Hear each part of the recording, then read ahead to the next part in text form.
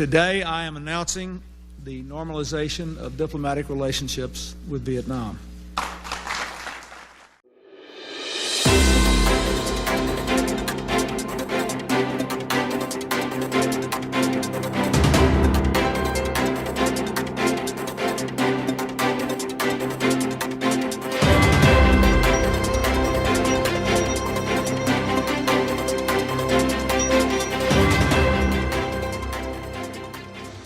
Good morning.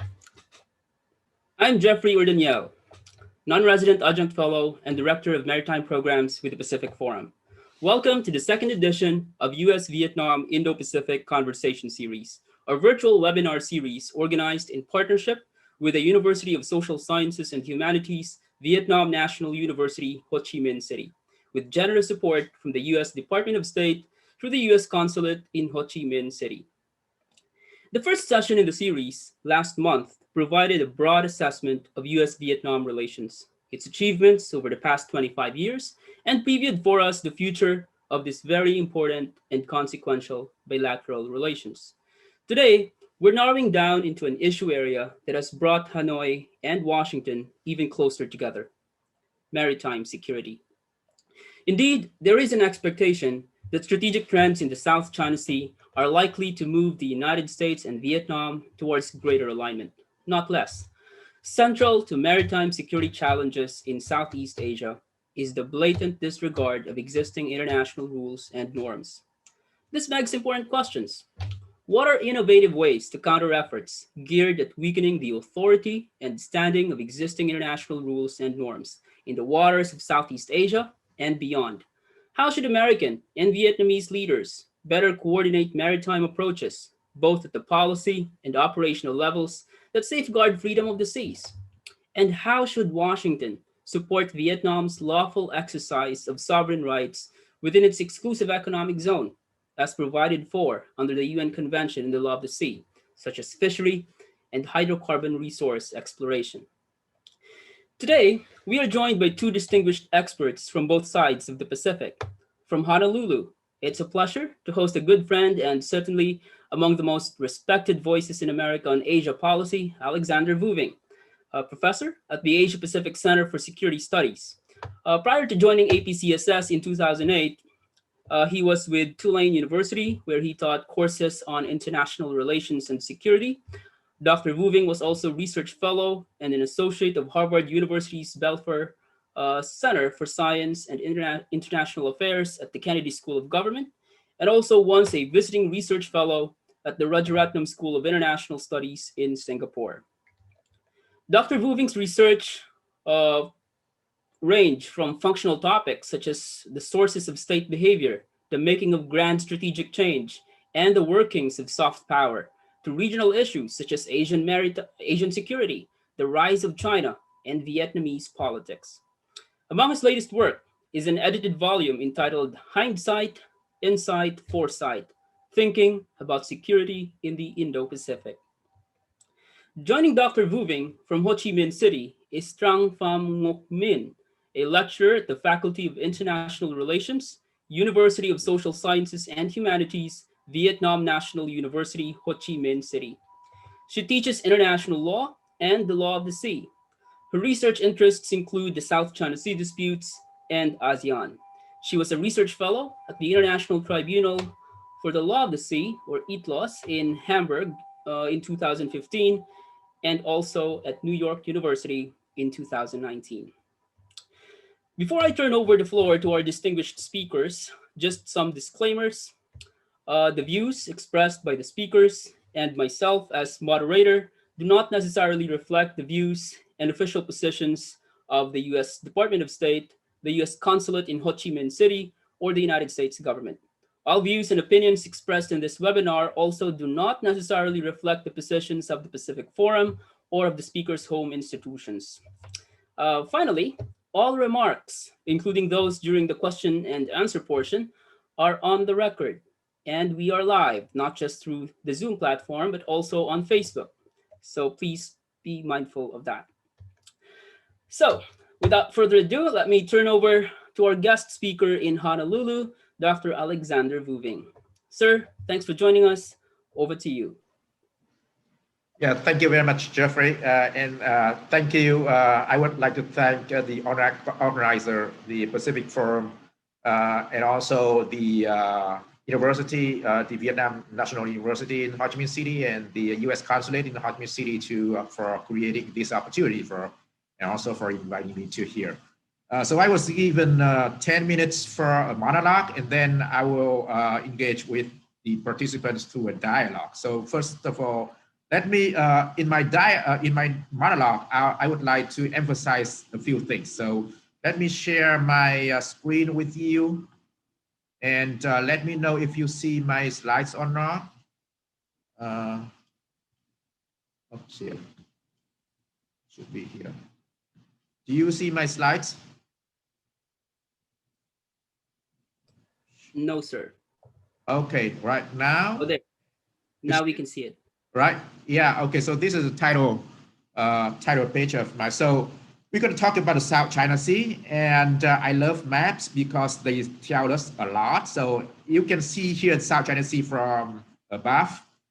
First thing I want to emphasize is that the South China Sea is. I don't know if okay.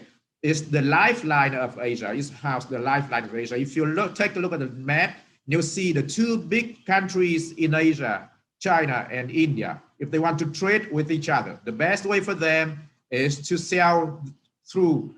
ship goods through the South China Sea, even though they share a land border with each other. And that's true for most of the countries in Asia. The geography of Asia dictates that the South China Sea is part of the lifeline of Asia, where more than half of the regional trade pass through it, and about 80 to 90% of the oil supply to China, Japan, Korea, Taiwan pass through the South China Sea. Also, globally, about 1/3 of the global shipping, oil shipping, and also a fair amount of goods pass through the South China Sea. So you see, it's for Asia, it's a lifeline of Asia because of the geography, and because of this, so we are talking about the part of Asia which has, East Asia and South Asia, and in this part, in East Asia and South Asia, there is half of the world population. Half of the world population lives in this part, and this part also produce 38% of the global GDP. So particularly for Southeast Asia, whoever controls the South China Sea will dominate Southeast Asia. You see the South China Sea is located right at the middle, at the heart, the maritime heart, and the geographical heart of Southeast Asia. And then largely for Asia, whoever controls the East and South China Seas will rule Asia, and whoever rules Asia will dominate the world. So that is a little geographical fact. And this has implications for everybody. So China has seen this kind of fact from a long time, because China's objective, the ultimate objective of generations of Chinese leaders, from Sun Yat-sen to Mao Zedong to Deng Xiaoping and now Xi Jinping, is the China dream. The China dream is to restore China's greatness and restore China's supreme position at the top of the hierarchy of nations.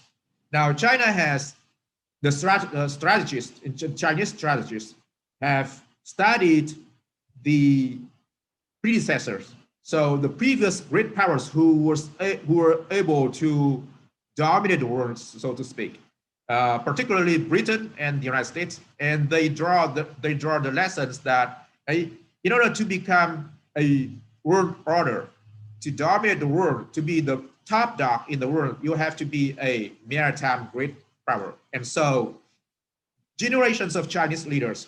Here you have we have some quotes from Jiang Zemin in 2000, Hu Jintao, and then Xi Jinping, talking about China's role to become a maritime great power.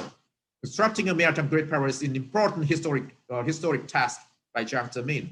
And so this is part of the China dream. In order for China to realize its China dream, China has to become a maritime great power. And in order to become a maritime great power, the South China Sea is the first step that China has to take.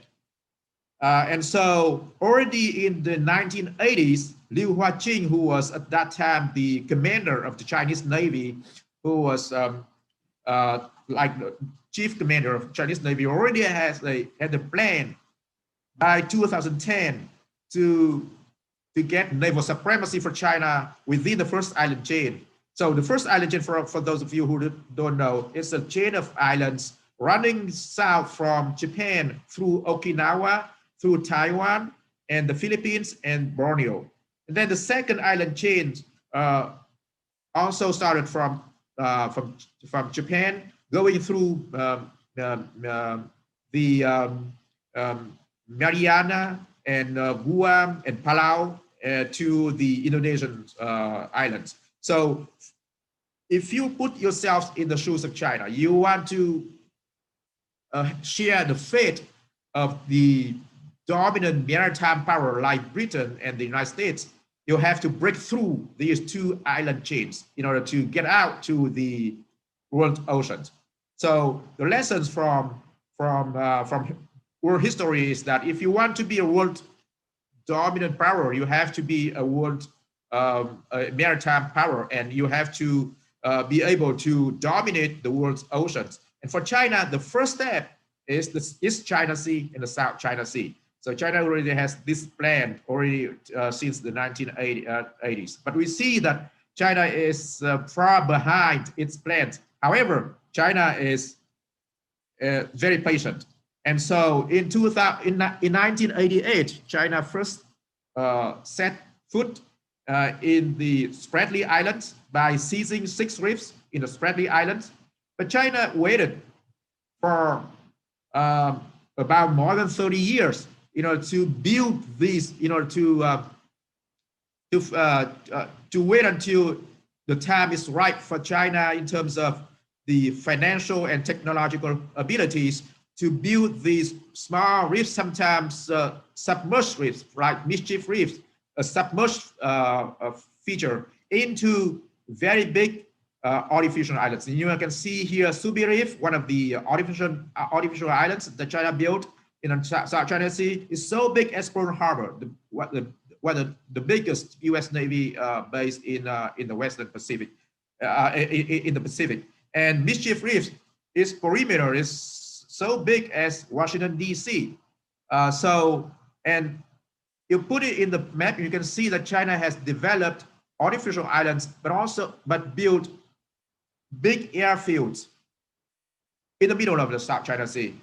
On Wadi Island, in the Paracel Island, and here, Subi Reef, Fiery Cross Reef, and Mischief Reef. They create multiple strategic triangles from which China can dominate the skies and waters in the South China Sea. Now, if China can build something on Scarborough Shoal, then it would just complete the China dream in the South China Sea. Right, okay. So this is the game changer because China was able to change the geography in the South China Sea to transform it into a choke point where China can control. So this is the first game changer. And at the same time, with China's building of artificial islands in the South China Sea, we also have another game changer. The permanent court of arbitration in The Hague put out a ruling in 2016 talking about something in the South China Sea. The court says that China's 9-dash line is illegal. China's occupation of Mischief Reef is illegal also because the Mischief Reef is naturally a submerged reef. And so it belongs to the seabed under it, which belongs to the Philippines. It's not a land feature that anyone can occupy. And so China's occupation of Mischief Reef is illegal according to the court of arbitration. Also, China's land reclamation in the South China Sea, China harassment of fishermen, and so on and so forth, are invalidated by the court's ruling of 2016. So the court reduced the legally disputed area in the South China Sea from more than 80% to less than 20%. Before the court's ruling, anybody can say, hey, because China has the 9-dash line and China claims 9-dash line in South China, so it should, anybody who dispute the 9-dash line would be, the waters within the 9-dash line would be disputed waters. Now, the court says the 9-dash line is illegal, illegitimate, and because the court doesn't take sides with regard to the sovereignty over the land feature, the natural land feature in the South China Sea. So it reduced the legally disputed areas in the South China Sea to less than 20%, which is the areas of the natural land features. Outside of it, no land feature in the Spratly Islands or the Spratly Islands would have a 200 miles of exclusive economic zones. Also, China's 9-dash line is illegitimate.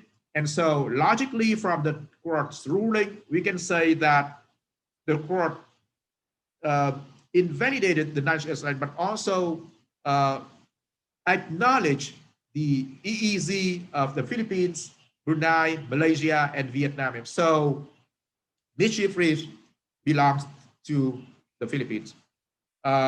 So this is a game changer because the court's ruling is now an integral part of international law.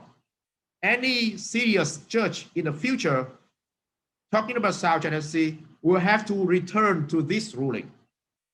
Okay, so this is a part of, so China was able to make, to create facts on the ground by changing the geography of the South China Sea, but it was the court's ruling that create a new piece in international law.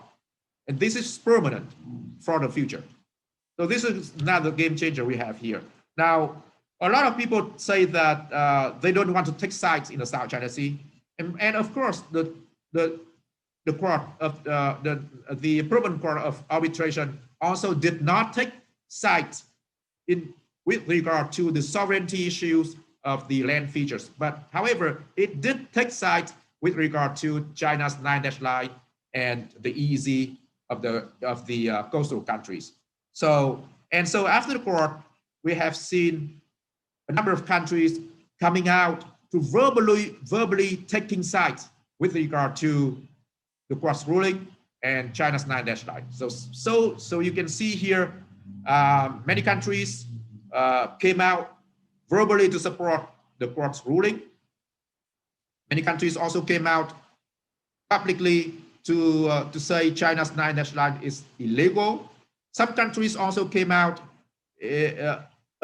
verbally opposing the court's ruling, but China remains the only one country that says that China's 9-dash line is legal.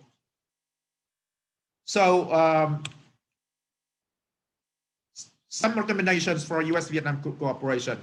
I'm aware that there are a lot of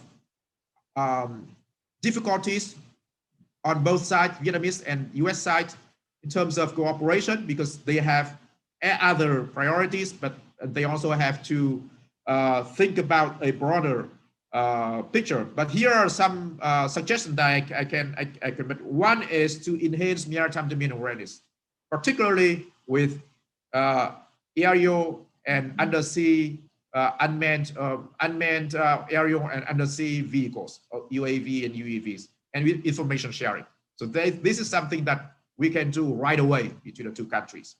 Secondly, the two countries can exchange liaison officers at very different levels, at the levels of the Minister of Defense or the level of the U.S. Pacific, Indo-Pacific Command, at the level of Vietnam's Coast Guard, Navies, and Air Force, and so on. So different levels, but if you exchange liaison officers, you can smooth the cooperation and also enhance trust between the two countries. The two countries can also set up joint task force focusing on the freedom of the seas, not just the freedom of navigation. Because freedom of the sea is more than just freedom of navigation. Freedom of the sea also includes the right of a coastal state to exploit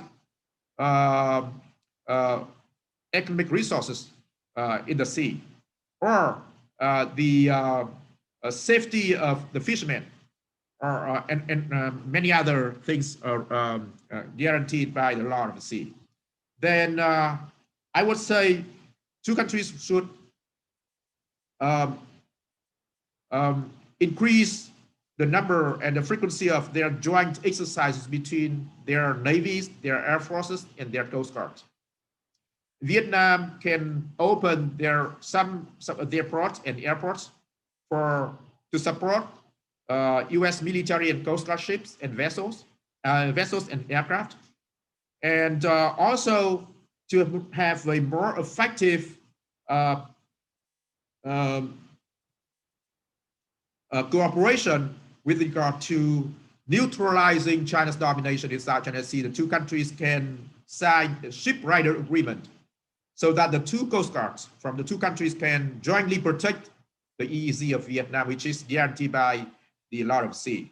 And then also the two countries can promote multilateral cooperation with other supporters. We have seen there are many other supporters of the law of the sea and opposer of China's 9-line, so that there is a big opportunity for a multilateral cooperation, not just between China, Vietnam and the United States, but with other supporters of freedom of the sea and the rule of law in the sea. So, okay, so I'm gonna stop sharing and turn the mic back to Jeffrey.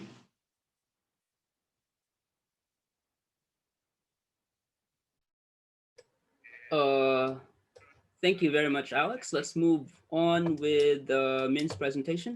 Min, the floor is yours. Okay, thank you very much. Let me also share my slide here. Did you see anything? Did you see the slide already? And Jeffrey, did you see the slide? Yes. Okay, thank you very much, Pacific Forum, for inviting me here today. I am very honored to participate in the second session of the Indo-Pacific conversation.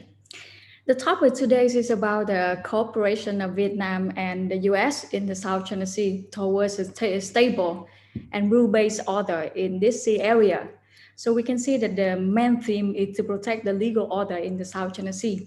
And let's first revisit order on the premise that legal norms play an important role in shaping states' identity and interests, which concomitantly exerts the causal effect on state behavior.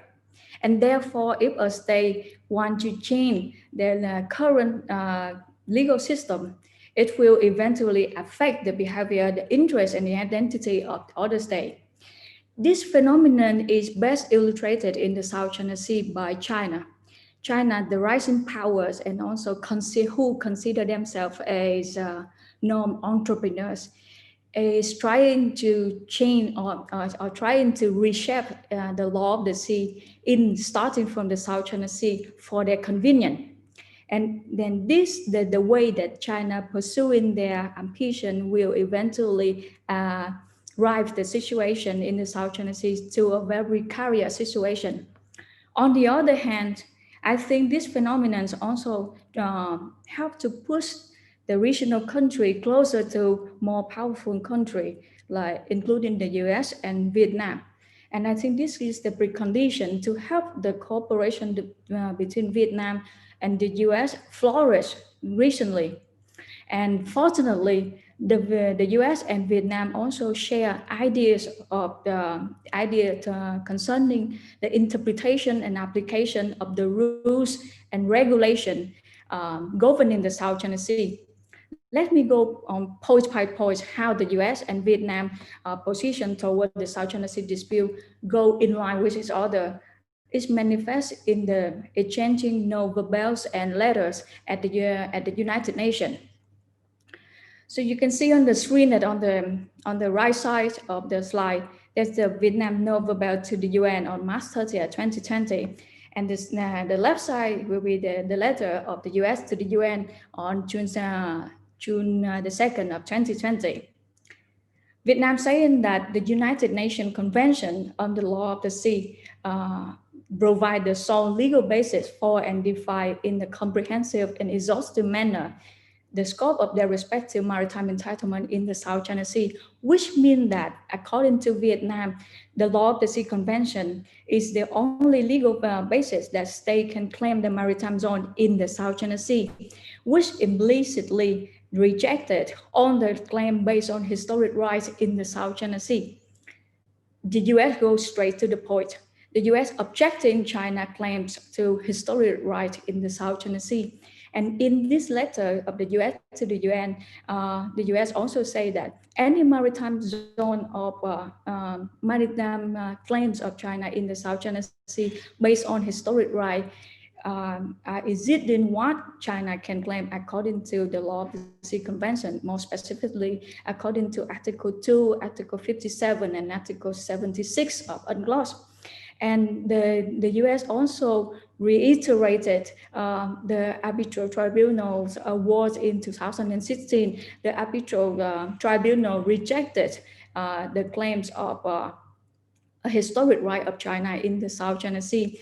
This arbitral tribunal is legally established, and China is illegally bound by this by the decision of the tribunal. The second point I want to make is that Vietnam say that the maritime entitlements of each high tide feature in Paracels Island and Spratly Island shall determined according to Article 121.3 of UNCLOS. Let me translate it into normal people language. That means, according to Vietnam, the maritime features in Paracels and in Spratly's archipelagos are not island. That means they cannot generate any exclusive economic zone or continental shelf by themselves. And furthermore, Vietnam also stated that low tide elevation or submerged feature, which means that they will disappear at high tide, are not appropriate or are not capable of appropriation. That means any state cannot claim sovereignty over low tide elevation, and low tide elevation or submerged feature cannot generate any kind of maritime zone in the South China Sea. And in the letter of the US go very specific. The US say that China may not assert sovereignty over or claim maritime zone derived from entirely submerged features like Bakersfield Bank or James Shoal, or features like Mischief Reef or Second Thomas Shoals, which in their nature state a low tide elevation that lie beyond a lawfully generated territorial sea entitlement.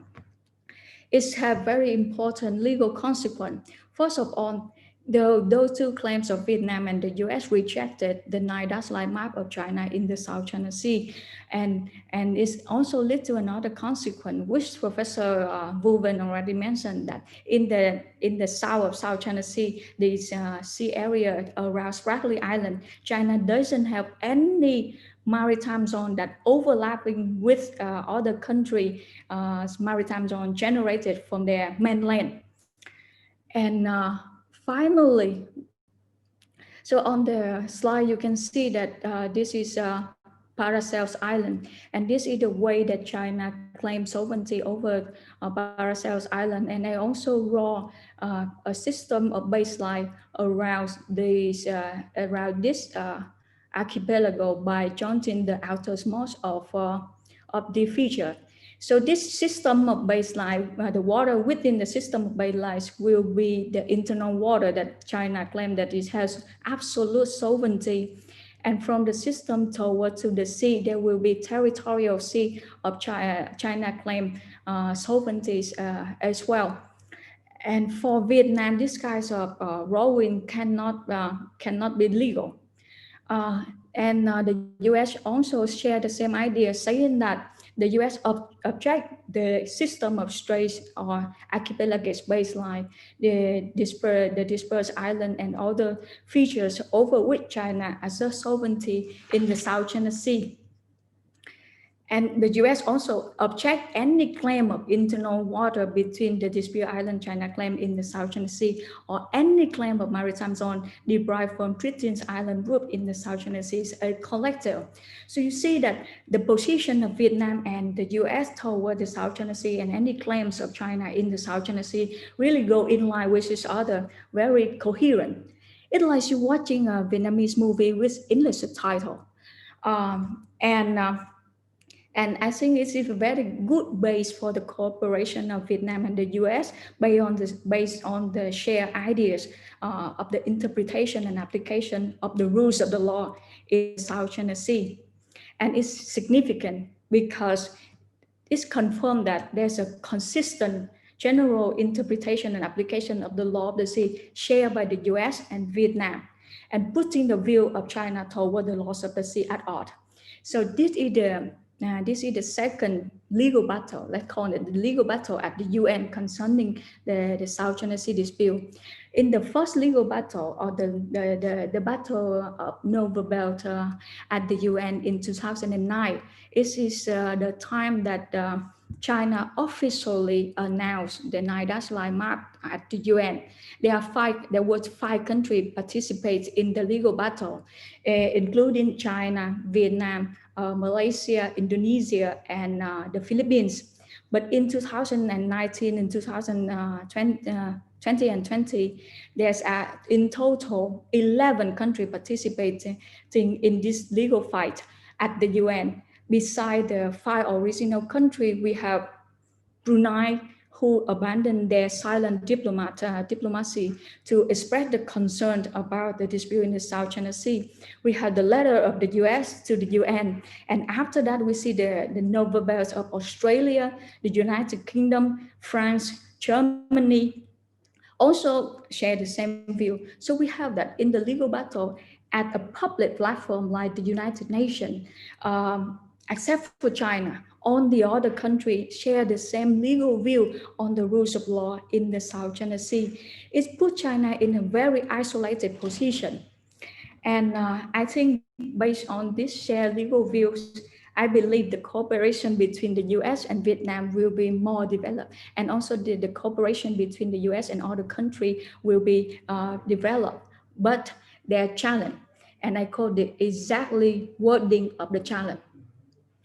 The United States is not a state party to UNCLOS, nor a referee supervising the implementation of UNCLOS. The United States shall not deny China territorial sovereignty and maritime rights and interests in the South China Sea through misinterpreting UNCLOS. And this is the result of the letter of China to the UN on June 9th of 2020. Counter argument of the letter of the US at the UN.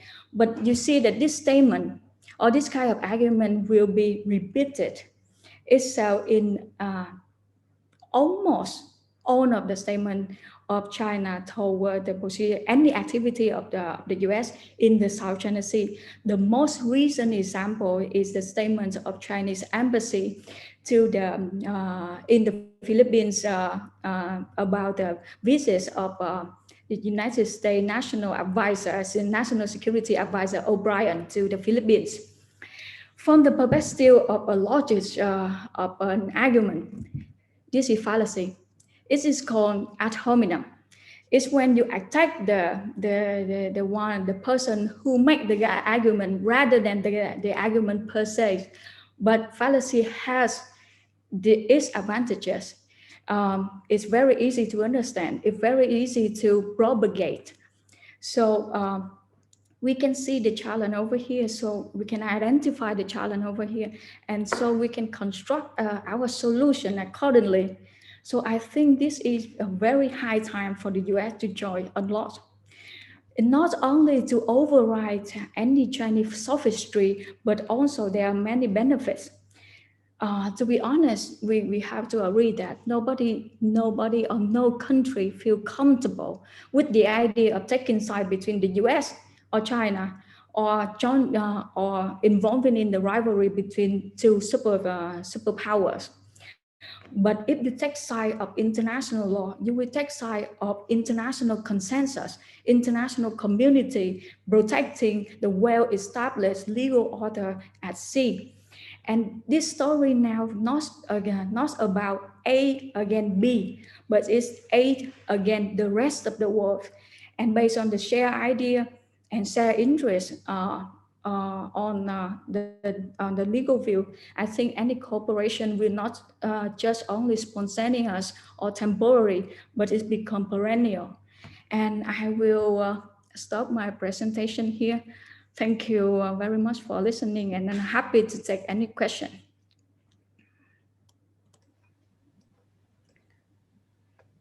Stop share. Thank you, Minh. Thank you both to our speakers for the very illuminating presentations. Having heard from both our speakers, in a couple of minutes, I will turn to our audience for their questions. The instructions for question and answer are flashed on your screen. To ask a question and or to comment, please use the raise hand function located on the participants tab at the bottom of your Zoom screen. Wait to be called and unmuted by Pacific Forum staff before speaking.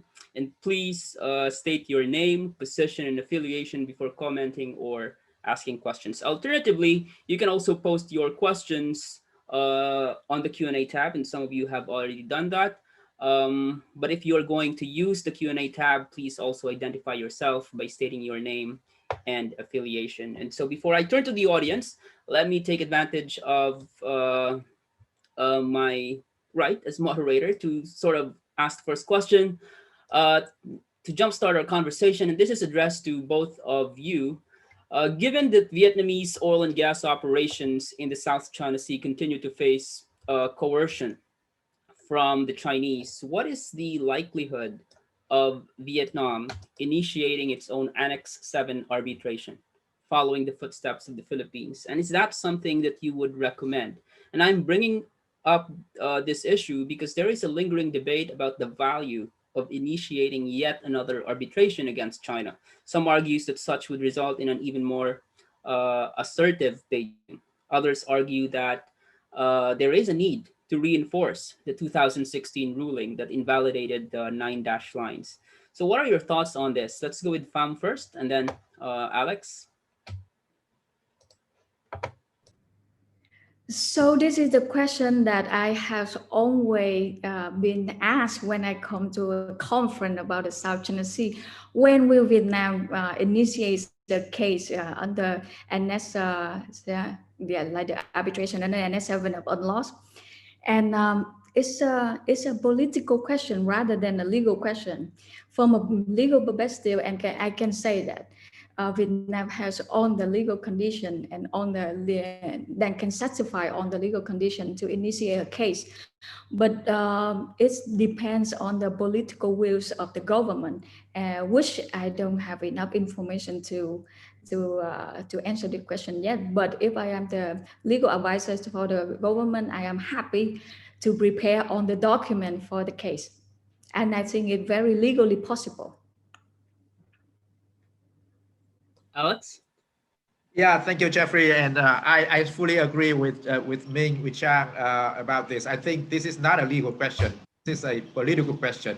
And so when Vietnam would bring the issue to bring China to court, to sue it for what it does in the South China Sea, I think it depends on, one is China's actions. Secondly, the domestic politics in Vietnam. And thirdly, the international environment. So I think the leaders of Vietnam will have to weigh these two major factors in order to make a decision. So it's going to be a political decision. Obviously, they haven't seen it the right time for it yet. Mm-hmm. All right, let's turn to the audience. We have a couple of questions in the queue and some raised hands. Some of those questions have been answered by Alex already. Professor Donald Emerson from Stanford University has a question on the Q&A tab that was answered already, but just to elaborate on that, what are your views on the Code of Conduct negotiation? Do you think ASEAN and China can actually agree on something in 2021? Any one of you can answer. Okay, I can go first. I think that even within ASEAN, you have 10 countries with very different views, right? And so it's very hard to come to a to have an agreement. So now you have China coming in and pushing some members of ASEAN and intimidating them and teasing some. So it will be. I think in terms of their the national interest of each of the members in the negotiation, it's very hard to come into an agreement. Particularly, China wants to exclude other countries rather than ASEAN and China out of the South China Sea. Their narrative is that the South China Sea belongs to Southeast Asia and Asia and China, and so nobody else, and so it's an exclusive view, so that China can deal one-on-one, can deal with the smaller countries in Southeast Asia and can dominate them. Now, in Southeast Asia, some countries do not have a big dog to fight in the South China Sea, and so they may be willing to bend over to the Chinese wind if they get some big Chinese largest. But some countries, like particularly Vietnam, the South China Sea is a very big piece in Vietnamese national interest, and also any leaders in Vietnam have to take into account the view of their public. The public in Vietnam is very much, I would say, against China in the South China Sea. They see what China does in the South China Sea is posing an existential threat to Vietnam, and so I think in the current situation where China is able to push the maximum claims in the South China Sea, between China and Vietnam, there is no common ground for them to talk about South China Sea. I don't think so. And let me echo to the answer of Professor Vuving is with an analogy. So you can see that COC is also an international agreement, and the Law of the Sea Convention is also an international agreement. And let's compare to the number of the country participate in the negotiation of COC and UNCLOS. We have the numbers of party participate in negotiating UNCLOS is much more, is many more than the number of country negotiate COC. And the scope of the scope of the sea, or the subject that UNCLOS governing is much more than COC. But they only can negotiate. It takes less than 10 years to negotiate UNCLOS, and then it become is ratified and become legally binding to stay. But COC took place to negotiate in 1992, if I'm not mistaken, 1992 or 1994, and now we don't even have the first draft. So I don't have much hope in the COC, and for myself, I consider COCs as the pretext for China to buy time in the South China Sea. That's my take. Thanks, Min. Before I turn to some participants who have raised their hands, there is a question in the Q&A tab on Cambodia. Alex has already answered that, but I just want to elaborate on that because I think that is important.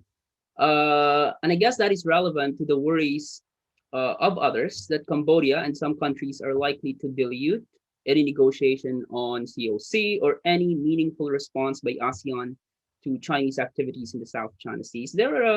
Is there a recourse to this? Because this hits at this hits the core of ASEAN. The consensus-based approach of ASEAN means that the regional organization can easily be rendered infirm on sensitive and high-stakes security issues. What do you think, Alex?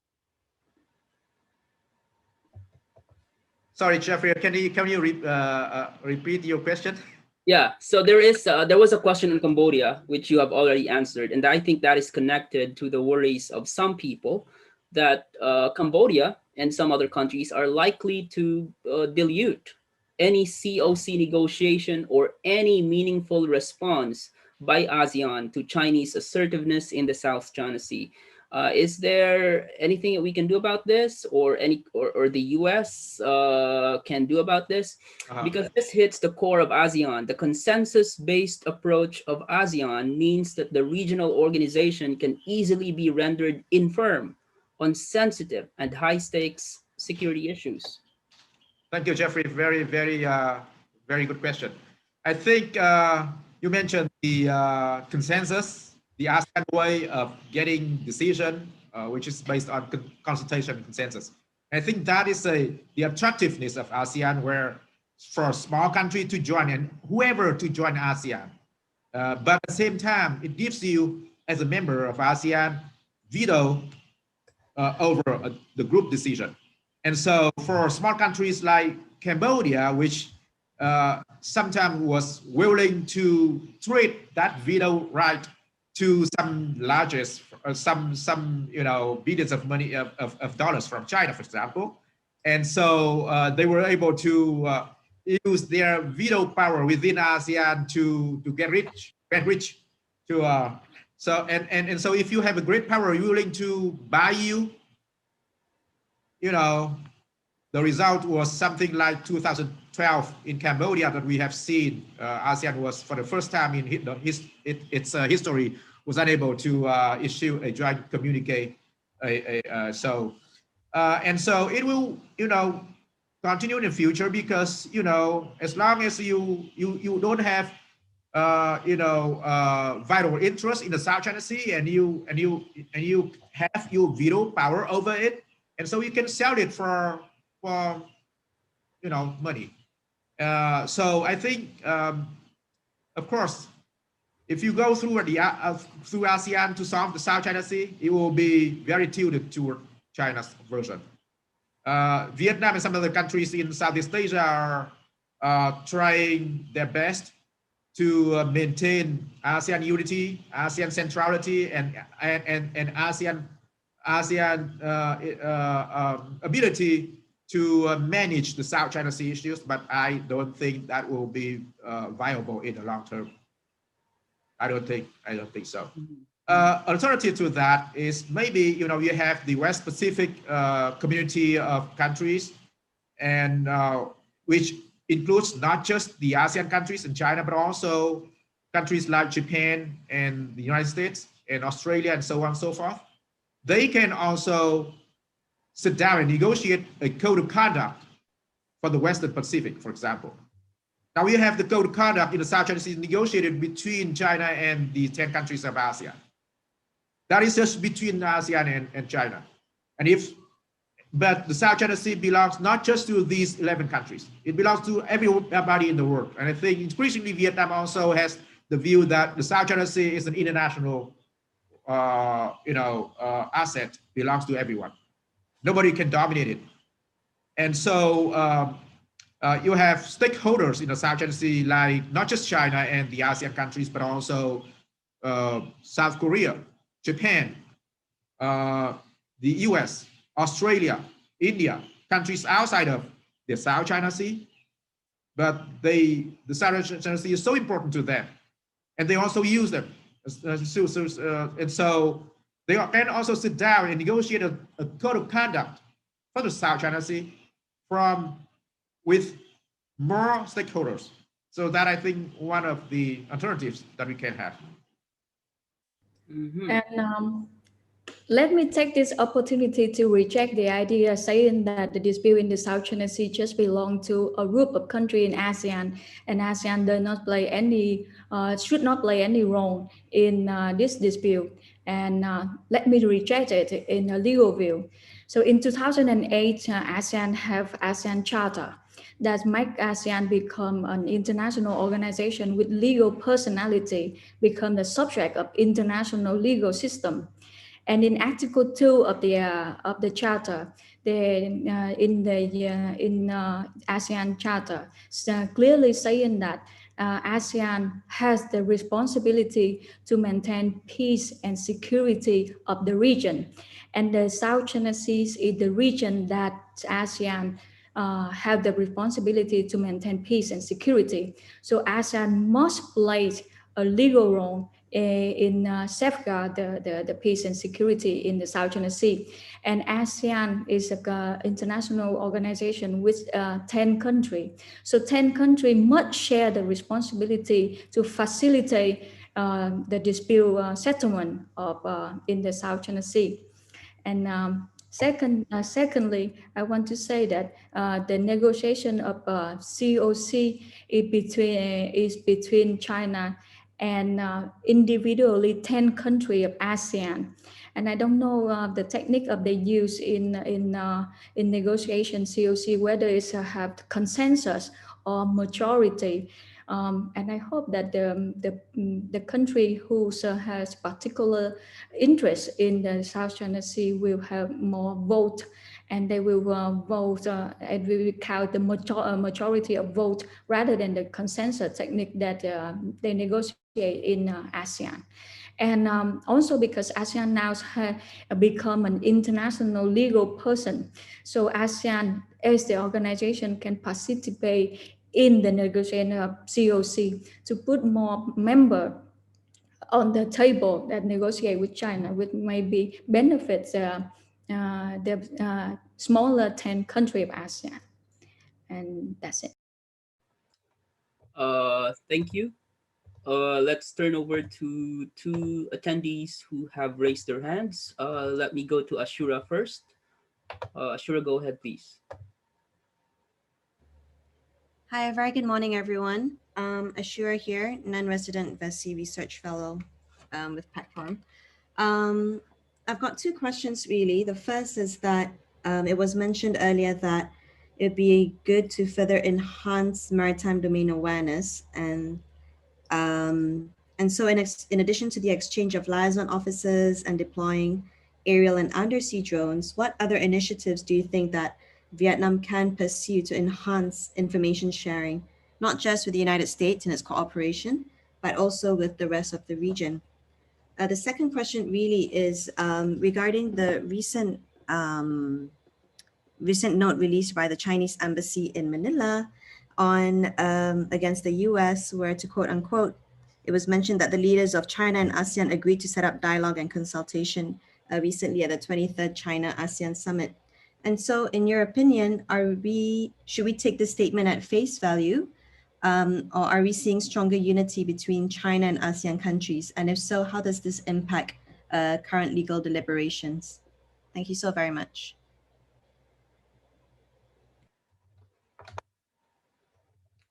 Excellent questions.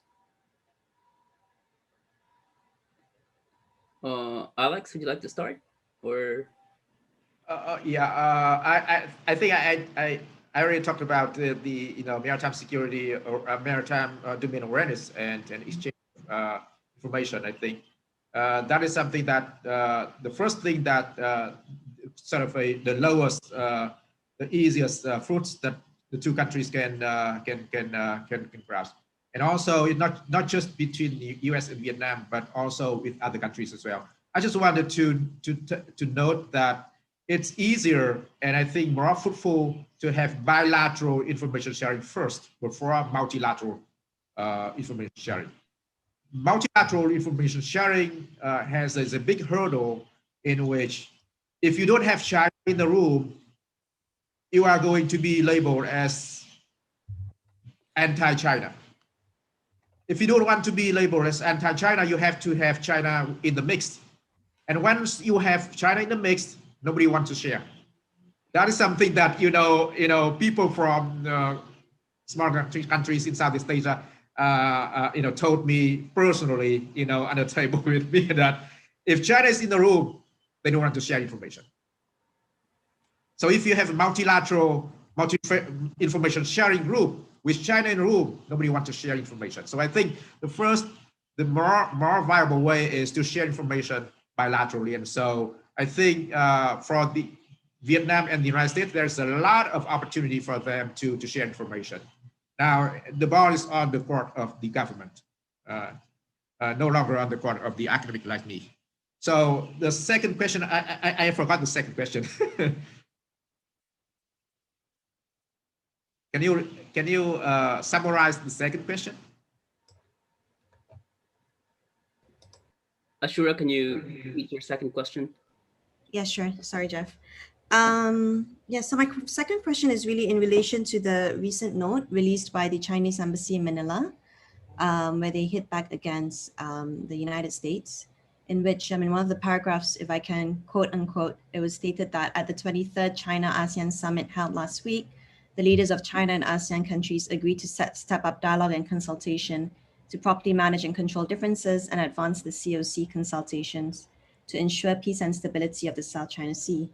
And so my question is that, should we take this statement at face value and interpret this as growing unity between China and ASEAN, or should we not? And if so, how does this impact current legal deliberations? Thanks, Jeff. Well, I think that everybody wants to talk. They don't want to fight.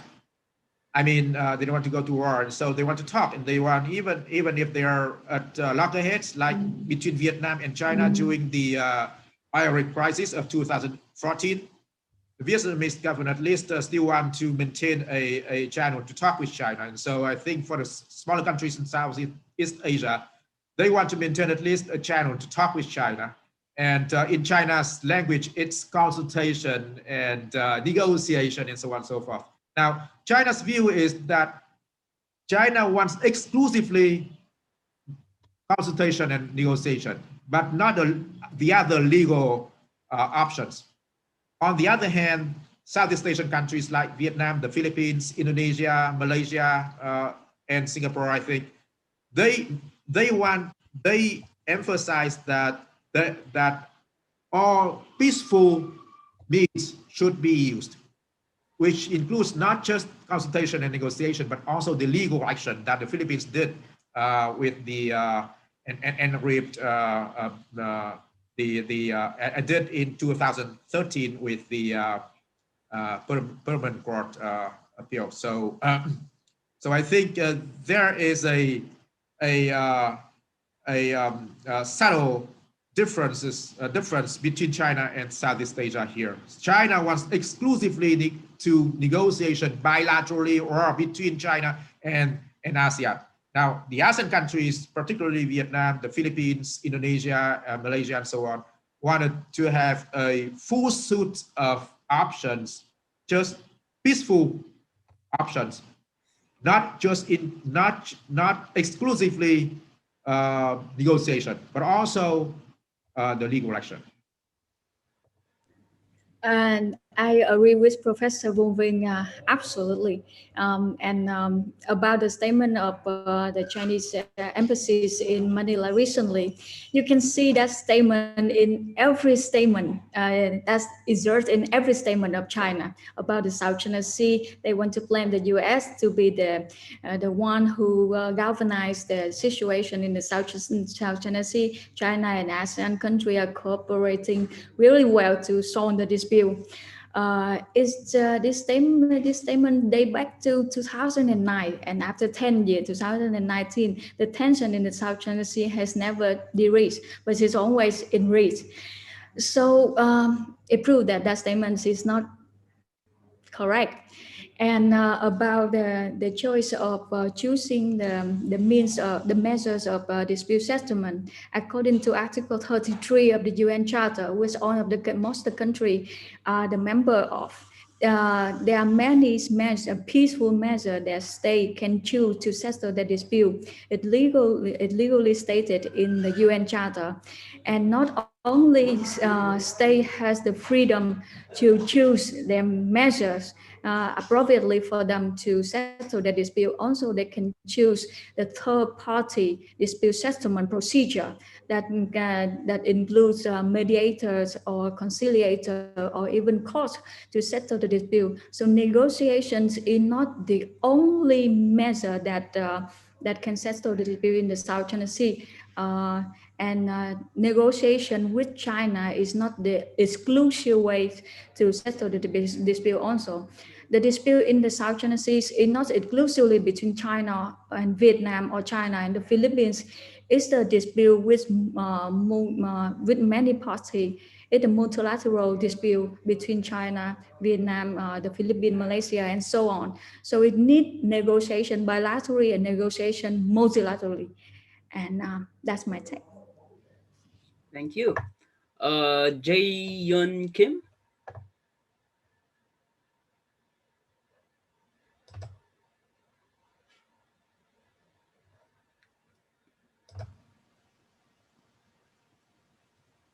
Go ahead, please.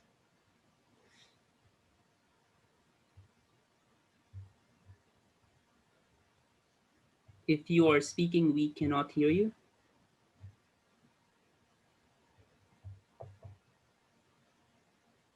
All right. Before we go to Jayop's question, there are a couple of questions in the Q&A tab related to the potential South. Excuse me, can you hear me?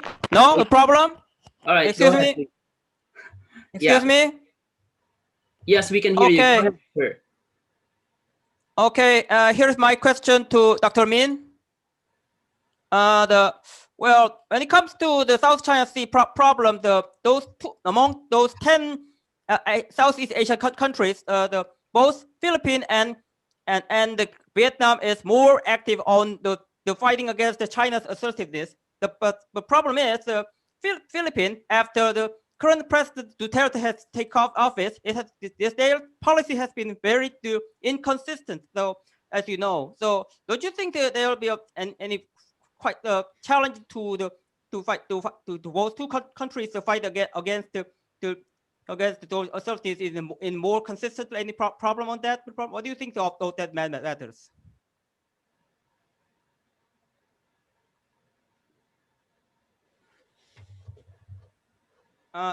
Can you hear? Minh? We have the awards of the arbitration in 2016, and Duterte's administration of the Philippines has a very inconsistent attitude toward the award. But from the legal perspective, the legality or the legal effect of the awards will be forever. So, China will be forever bound by the decision of the tribunal. So whether this administration will come and go, but the legal effect will stay there.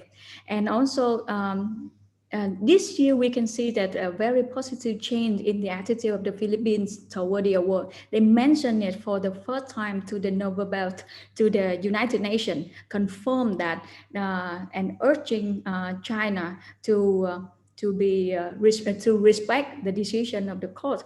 And I think that's a very positive decision, a very positive change in the ways of the Philippines dealing with the award. And about a smaller country initiating a case against a more powerful country to an international court. That kind of practice is not rare in international law. We have that Nicaragua initiated a case against the United States, and we have Mauritius, a very small state in Africa, initiated several cases against the United Kingdom. And we also have the case of East Timor initiated a case against Australia. And it takes time. It takes time for more powerful country to comply with the decision of the court. I mean, it's common sense that they at first they had to self-face. They are not happy with losing a case with a small country. So it may take time, and it has been just 4 years after the final decision of the court. So there may be in the future, we can see the changing in attitude for China toward the case also. And because that the legal effect of the case is forever, regardless of any administration of any country. Thanks, Min. Professor Donald Emerson has a question. I think there's a subtext in this conversation, which has been very interesting. Thank you so much for organizing it. There's a subtext here, which we haven't focused enough on, and that is the disagreement within ASEAN, not just between Cambodia that endorses China's position and let's say Vietnam, but among the claimants, among the 4 self-declared claimants. Brunei, which after all will be taking the chairmanship of ASEAN in 2021, and then Malaysia, and then the Philippines and Vietnam. What about this? What if Vietnam, maybe this could be done with cooperation among experts such as Dr. Minh and others. Why doesn't Vietnam draw up a questionnaire, a list of questions that would be, privately, not publicly, you don't want to embarrass anybody, privately submitted to the other 3 claimants in the South China Sea, the Philippines, Brunei, and Malaysia. And it would say, for example, it would ask the question, what is the exact nature of your claim to the South China Sea? Because one could say that as long as Vietnam has a vast claim, it's going to be difficult to adjudicate that and adjust it in relation to China. And when we have this ridiculous situation, it seems to me very unfortunate, where Malaysia submits a statement to the UN with regard to the continental shelf that contradicts Vietnam's position and its own continental shelf, right? So, I mean, that makes matters worse. So that would mean that each of the 4 countries, for example, and be very specific, for example, is a country justified in using the baselines around a supposed archipelago, whether it be in the Spratlys or in the Paracels? What about the 2016 ruling? What do you like about it? What do you don't like about it? What do you agree and disagree? And after you have got all the answers to this questionnaire, you could match the answers and find out which answers are identical. And that could then be the basis for a bilateral statement between the Philippines and Vietnam, or between Malaysia and Brunei, or Vietnam and Brunei. Here's what we agree on, right? And as soon as there's more than 1 Southeast Asian country that has signed the document, even just 2 would make a difference. Forget ASEAN. ASEAN would not be involved at all. What do you think of that idea? Who wants to go first? Alex? Yeah, okay, thank you, Don. This is an excellent idea. I hope that among the participants there are some people who are coming from the both Vietnam or Philippines or Malaysia to hear it, and so bring it to their boss. My own view is not really directly related to your idea. I think just generally about negotiation on a territorial dispute. It's very hard for 2 reasons. One is that once you get a claim in terms of your territory, your claim is a little excessive. Everybody has a little excessive claim in terms of territory. And if you look at the claims by Vietnam, the Philippines, and Malaysia in the South China Sea, you see that everybody has a little excessive claim. Now they have overlapping claims. And how do they solve the overlapping claims? It's very hard as long as we are still living in the age of nationalism. Just remember what Malaysia and Brunei came up with their solution of their overlapping claims, they have to put it under wrap. And it's still classified. Nobody knows, right? Even though they have already solved their territorial disputes related to the Louisa Reef, and they award 2 blocks of oil for Malaysia. Brunei keeps some, and Brunei also relinquishes its claims on the land with Malaysia, and so on and so forth. But everything is just rumor. Nobody knows. So now talking about claims in Spratly Islands, they have some excessive claims that are not very in line with some sort of strict interpretation of UNCLOS. And then you also have China there, and China knows, and China doesn't want them to sit and talk together, right? So practically, I think it's very hard. However, we need to try, and so ideas like yours should be brought up to the bosses at the MOFA of Vietnam and the Philippines and Malaysia. I think one of the good signs is recently, I think Malaysia has said that the Southeast Asian claimants of South Asia should sit down and talk, solve their problems without China. So that is a very positive sign. I think that if that is received positively in Vietnam and the Philippines, then at least the 3 major Southeast Asian claimants can sit down and talk. That's already a big victory for them, that they can talk among themselves. Whether or not they can solve some problems, whether or not they can come up with some sort of a common ground, that would be very good, but at least we need them to sit down and talk. And let me answer the very interesting question of Professor Donald from a legal perspective. Let's imagine in our head the map of the South China Sea, and the south of the South China Sea is Spratly Islands or Spratly Archipelagos. And after the ruling in 2016, China doesn't, after the ruling in 2016, the tribunal stated that no maritime features in Spratly Island, no feature capable of generate exclusive economic zone or continental shelf. So in this area, China doesn't have any overlapping maritime zone with Vietnam, Malaysia, Brunei, and the Philippines. Therefore, if the country Vietnam, Malaysia, Brunei, and Philippines can initiate a case among themselves, asking an international court to draw the maritime boundary, maritime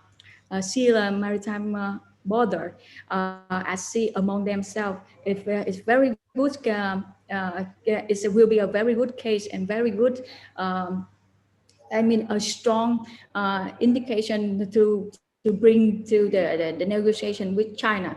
Now in the South China Sea, we can disregard China and draw the boundary amongst those ASEAN countries.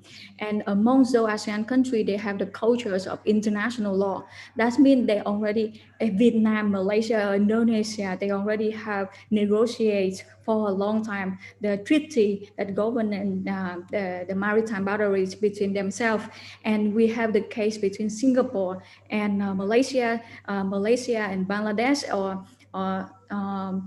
Malaysia, Indonesia, so about the case in the South China Sea, and they use the ICJ, the International Court of Justice, as a normal practice and a peaceful practice to settle the dispute among themselves. So for the north of the South China Sea related to Paraself, it's very complicated because it's involved China. But for Spratly Island on the south area of the South China Sea, I believe that though disputed ASEAN countries can settle among themselves, negotiation, consultation, or even bring to court. Good. Yeah, thank you very much for your answers to the question. I really appreciate that. I mean, I suppose one could say People have debated and speculated about whether or not Vietnam is going to sue China along the lines that the Philippines used, right? It's an ongoing debate. Apparently not. My sense is that that won't happen. But it would be more powerful, and perhaps there would be protection in numbers if all four, I mean, that would be amazing, if all four submitted a joint request for an explanation, for a ruling. I think the creativity there is worth pursuing. Now, I guess the counter argument is, Don, this won't happen because all four of the countries are too fearful. And China, what do you think China would do if that happened? What would China do? They wouldn't invade Vietnam like they did in 1979, would they? I mean, come on, that won't happen. I mean, you know, it's intimidation, and there's safety in numbers. 4 is better than 1. Anyway, I'll shut up. Thank you so much. Thanks, Don. Very interesting points. We are unfortunately running out of time. So with the indulgence of our speakers, I'm going to just read some of the, or bring up some of the questions that are on the queue. We have 19 questions still on the queue. We will not answer them. Perhaps I will highlight only 3, and please feel free to choose to answer any of them. One is on Biden's South China Sea policy. There is now a discussion among pundits about the possible South China Sea policy of Biden. Is it going to be Trump 2.0, or is it going to be a return to the Obama era South China Sea policy? That is one. Second is there's a question on the role of Quad, Australia, Japan, India, and the United States. Are we seeing a significant development in terms of Quad's ability to push back against Chinese claims in the South China Sea? Or in other words, can you perhaps preview the future of Quad vis-a-vis the South China Sea for us? And finally, Tuan Nguyen from Zing News in Vietnam have a question. This year saw a series of joint military exercises in the South China Sea. Was there a deliberate increase in joint military exercises? And does such a strategy or have any impact on Beijing's policy in the South China Sea? Please choose 1 or 2 to answer, and we are going to end there. Who wants to go first? Any question related to foreign policies is outside of the scope of my knowledge, so I will let Professor Vuving answer them. Fair enough. Alex? Okay, so thank you, Trang and Jeffrey. I'm gonna answer the easiest question first. Biden's policy about South China Sea will be neither Trump 2.0 or Obama 2.0. It will be Biden 1.0. It's because even if Biden wants to pursue a similar problem, has a similar mindset as Obama, but the circumstances, the situation, the environment has changed tremendously, particularly after the pandemic. We have a new world. And so everybody has to react to the new world in a different way than before. So Biden, again, a lot of the Biden people have learned about how to deal with China during the last 4 years or so, when they see Trump experimented with some new measures. And they saw, China's action in the South China Sea during the pandemic, along the border with India, and how China used the pandemic to, for its self-interest. So I think it will be very different from both Obama and Trump. What will be, we don't know. We have to wait and see. The second question about the Quad, I think in the long term, the Quad will have a role to play in the South China Sea, because all the 4 countries of the Quad, the United States, Japan, and Australia, and India have strategic interest in the South China Sea. I just alluded to it, saying that the South China Sea is the lifeline of the region, not just in terms of economic lifeline, but also military-wise. It's very important. And so South China Sea is in the middle of China's ambition to become a global maritime power, but also in the middle of the cooperation between the Quad countries. So I think the Quad is still in its very premature to talk about what the Quad can do right now, but in the long term, the Quad, I think, would be the foundation for a coalition against China's domination in the Indo-Pacific. And so, because the South China Sea is in the middle, in the heart of that battle, then the Quad will have to have a play to play, and they have to be involved. They will in the long term. Okay. Thank you very much to both our speakers. Before we end, let me turn over to my boss, Robert Girrier, to perhaps give us some of his thoughts and some closing remarks. Bob?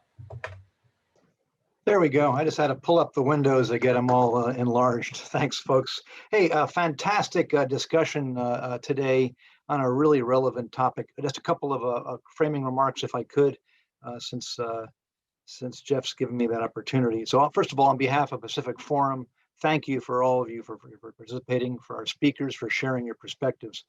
A couple of points I wanted to make. The goings on in the Indo-Pacific writ large, and the South China Sea more specifically, it represents regional business, to be sure, but as important, it's global business. And that's why what's happening in the South China Sea is of such consequence. This point came up in the discussion. It's why it's important to discuss international law. It's why it's important to discuss the 2016 findings of the Hague's Arbitral Tribunal, to talk about global norms, to talk about principles that are commonly held, and to talk about the notion of the universality, if you will, of international law, and the danger of creating separate regional arrangements that favor the more powerful. So all those pieces come into play. I'd add that the free and open Indo-Pacific narrative, is shared by multiple nations. It's not a U.S. thing only. It's several nations that have come up with this, as well as ASEAN's outlook on the Indo-Pacific. They all hold common themes. And these ideas are about advocacy and norms and inclusivity. They're not about competition and containment, regardless of how China may choose to frame them. They're about, again, advocacy and norms and inclusivity. So that narrative is eminently reasonable. And quite frankly, it's consistent with the UN Charter. And it talks about upholding rights and the futures of small and large countries alike. On the topic of the code of conduct that came up in discussion, I simply offer, again, my opinion that to the extent that any code of conduct departs or diverges from international law and norms, then it does a great disservice to the concept of rule of law. And that's the danger of establishing a separate regional standard. Anyway, those are my comments. And just simply kind of larger takeaways. I really like Don's question and the discussion that you had afterwards about creative ways forward. If you take my point that this is not about competition and containment, it's about advocacy and norms, then it's all about countries that are like-minded banding together. And it's absolutely clear to me that stronger together wins the day. So these are the creative solutions where nations use rule of law, use norms, come together, express their advocacy. It's inclusive. It's not holding anybody out. It's more about holding everyone to the same standard, a global standard. Again, thanks to the speakers.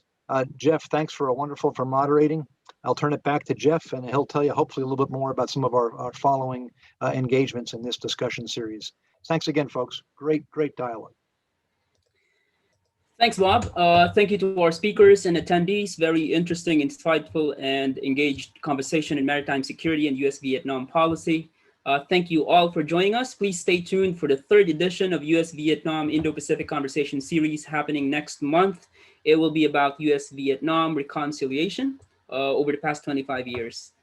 So please register for that. Thanks, everybody. Mahalo.